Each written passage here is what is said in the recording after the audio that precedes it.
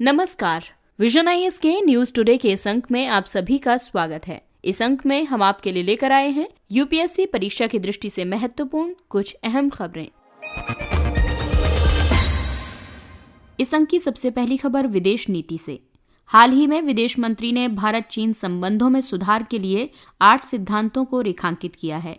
दरअसल पिछले वर्ष पूर्वी लद्दाख में हुए घटनाक्रम के बाद से भारत चीन संबंधों में कटुता उत्पन्न हो गई थी। वरिष्ठ कमांडर स्तर की वार्ता के नवे दौर के दौरान ही उत्तरी सिक्किम के नाथुला में दोनों पक्षों के बीच संघर्ष की एक और स्थिति उत्पन्न हो गई थी।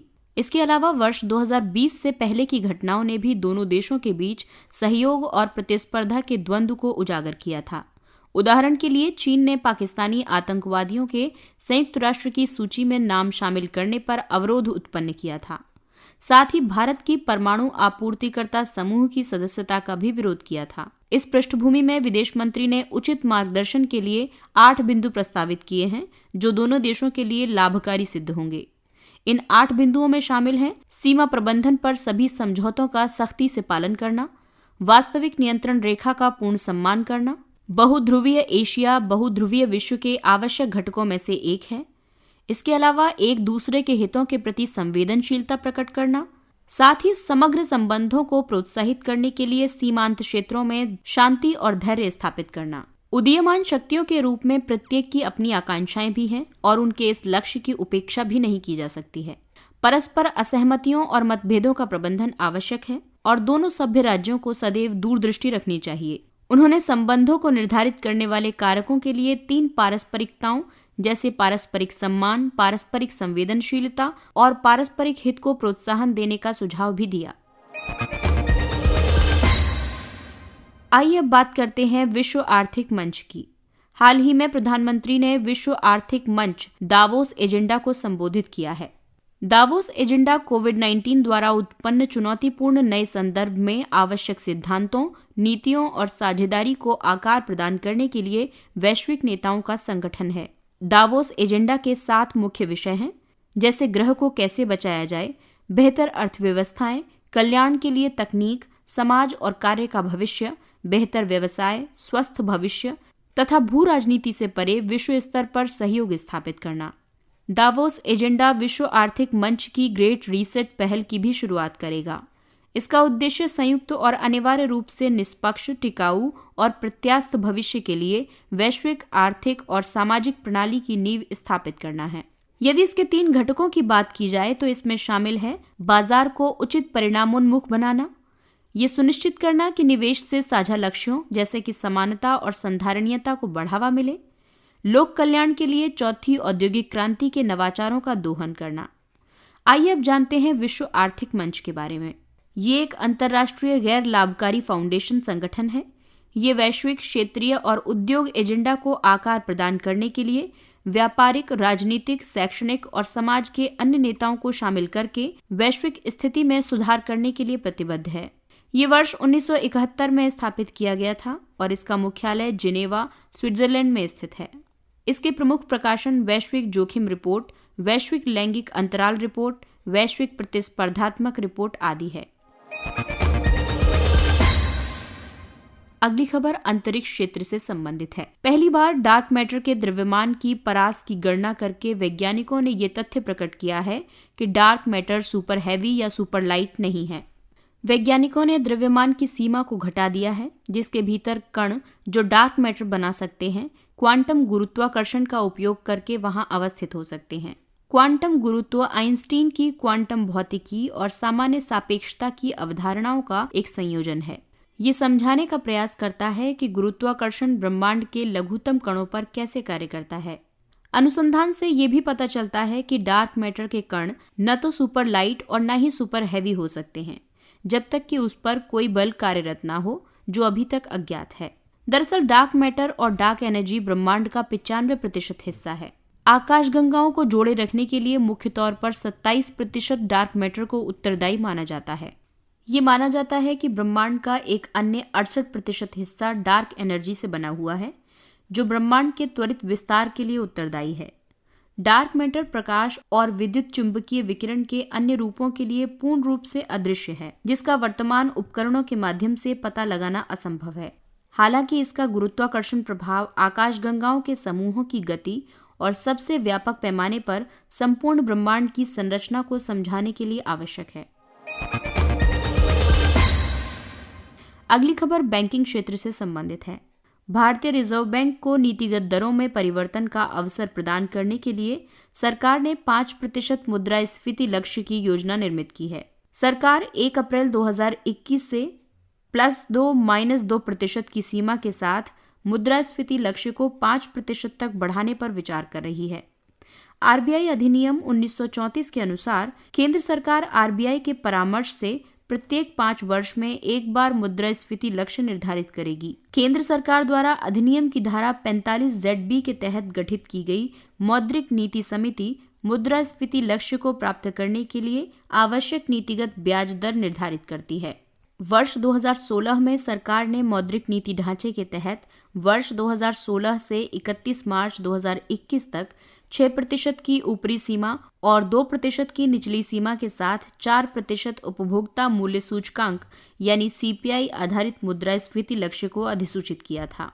निम्न मुद्रास्फीति सार्वजनिक और निजी ऋण के उच्च स्तर की संधारणीयता पर प्रतिकूल प्रभाव उत्पन्न करेगी, क्योंकि ऋण सामान्य तौर पर सांकेतिक मूल्यों यानी नॉमिनल वैल्यूज में अनुबंधित होते हैं। अपेक्षा से कम मुद्रास्फीति ऋण के वास्तविक मूल्य को उच्च बनाए रखेगी।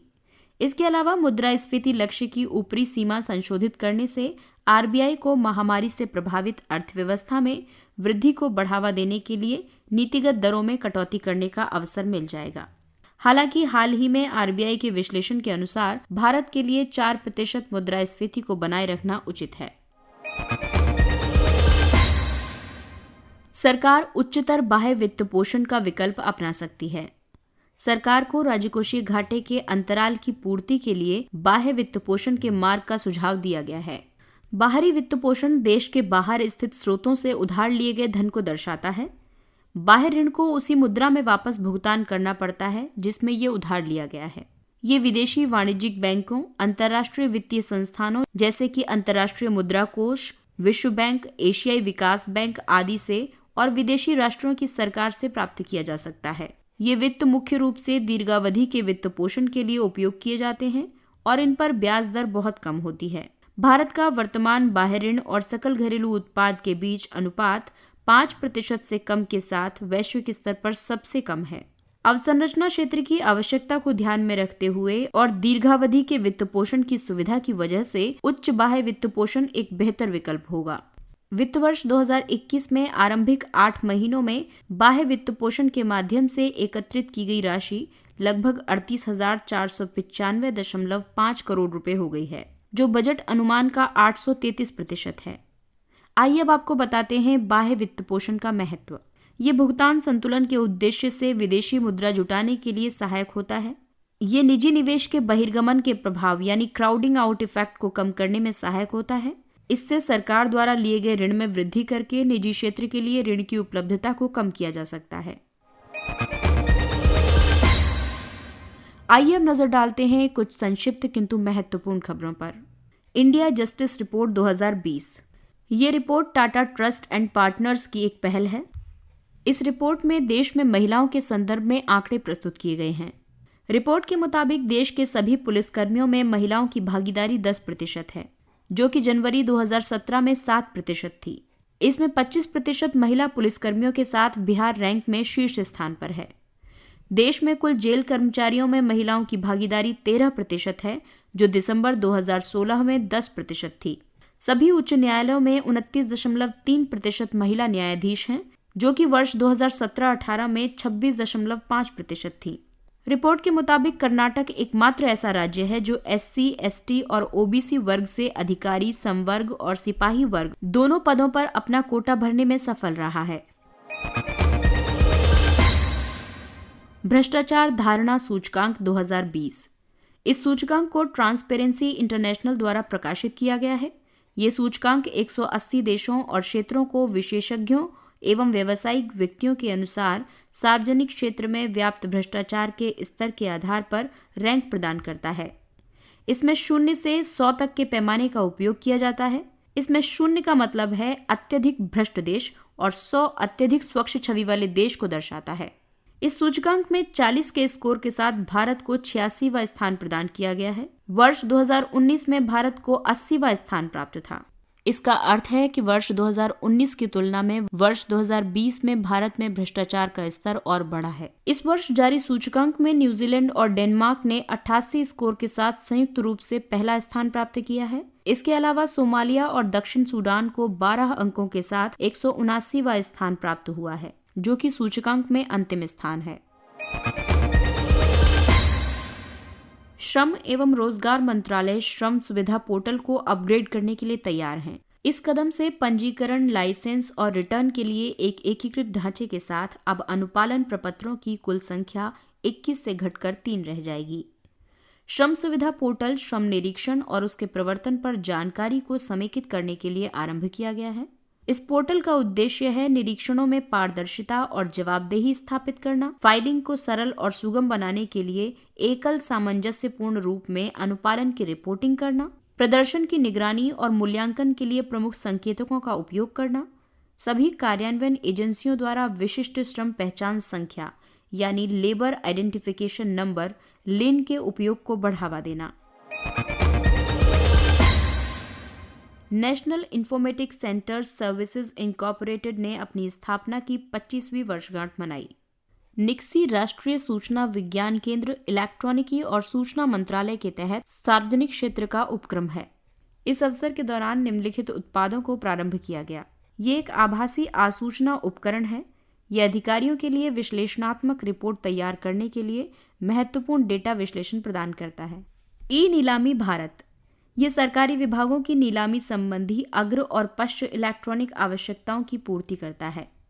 वर्क फ्रॉम एनीवेयर पोर्टल, ये सरकारी कर्मचारियों के लिए प्रमुख एप्लीकेशंस तक पहुंच में वृद्धि करेगा, साथ ही उन तक पहुंच को आसान भी बनाएगा।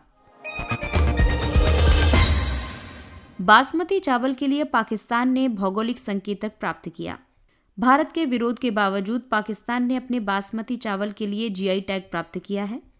ये चावल की विशेष किस्म के लिए एक स्थानीय अन्नागार तैयार करने और अंतर्राष्ट्रीय बाजार में उसकी स्थिति मजबूत करने का मार्ग प्रशस्त करेगा। पाकिस्तान ने बासमती चावल को अपने उत्पाद के रूप में पंजीकृत करवाने के भारत के कदम के विरुद्ध यूरोपीय संघ में आपत्ति दर्ज की है। जीआई एक नया नाम या एक संकेत होता है जो उन उत्पादों को दिया जाता है जिनकी एक विशिष्ट भौगोलिक उत्पत्ति होती है। इस विशिष्ट भौगोलिक उत्पत्ति के कारण उनमें विशिष्ट गुण या प्रतिष्ठा पाई जाती है। जीआई को औद्योगिक संपत्ति के संरक्षण के लिए पेरिस अभिसमय के तहत बौद्धिक संपदा अधिकारों के एक घटक के रूप में शामिल किया गया है। भारतीय वन्यजीव संस्थान, पर्यावरण, वन और जलवायु परिवर्तन मंत्रालय ने भारतीय वन्यजीव संस्थान की सलाह की उपेक्षा करते हुए 3 राजमार्ग परियोजनाओं को स्वीकृति प्रदान की है। ये पर्यावरण, वन और जलवायु परिवर्तन मंत्रालय के तहत एक स्वायत्त संस्थान है। आइए अब आपको बताते हैं भारतीय वन्यजीव संस्थान के उद्देश्य। ये संस्थान प्रशिक्षण पाठ्यक्रम और अकादमिक कार्यक्रम के अलावा वन्यजीव अनुसंधान तथा प्रबंधन में परामर्श प्रदान करता है। वन्यजीव संसाधनों पर वैज्ञानिक ज्ञान का निर्माण करना इसका उद्देश्य है। इसके अलावा वन्यजीव अनुसंधान, प्रबंधन और प्रशिक्षण पर अंतर्राष्ट्रीय संगठनों के साथ सहयोग करना तथा विशिष्ट वन्यजीव प्रबंधन समस्याओं पर परामर्श प्रदान करना भी इसका उद्देश्य है। लाला लाजपत राय। लाला लाजपत राय पंजाब केसरी के नाम से लोकप्रिय थे। भारतीय स्वतंत्रता में उनका काफी योगदान रहा। उन्होंने राष्ट्रवादी दयानंद एंग्लो वैदिक स्कूल की स्थापना में सहायता प्रदान की थी। पंजाब नेशनल बैंक और हिंदू अनाथ राहत आंदोलन की नींव रखी थी। लाला लाजपत राय ने वर्ष 1917 में न्यूयॉर्क में Indian home rule league of America की स्थापना की थी। वर्ष 1920 में कोलकाता में कांग्रेस के विशेष अधिवेशन के अध्यक्ष चुने गए थे। वर्ष 1928 में उन्होंने साइमन कमीशन के विरुद्ध एक मौन मार्च का नेतृत्व किया था। इसी दौरान लाठीचार्ज के दौरान लगी चोटों के कारण उनकी मृत्यु हो गई थी। उनकी हत्या का बदला भगत सिंह और अन्य क्रांतिकारियों ने लिया। इन्होंने सहायक पुलिस अधीक्षक जॉन सैंडर्स की हत्या कर दी थी। लाला लाजपत राय ने a Hindu's impression and the study, history of Arya Samaj, Swaraj और सामाजिक परिवर्तन, इंग्लैंड डेब्ट टू इंडिया आदि की रचना की थी। पथरू घाट विद्रोह, ये वर्ष 1894 में असम के दरंग जिले के एक छोटे से गांव पथरू घाट में ब्रिटिश सरकार के विरुद्ध उत्पन्न हुआ एक किसान विद्रोह था।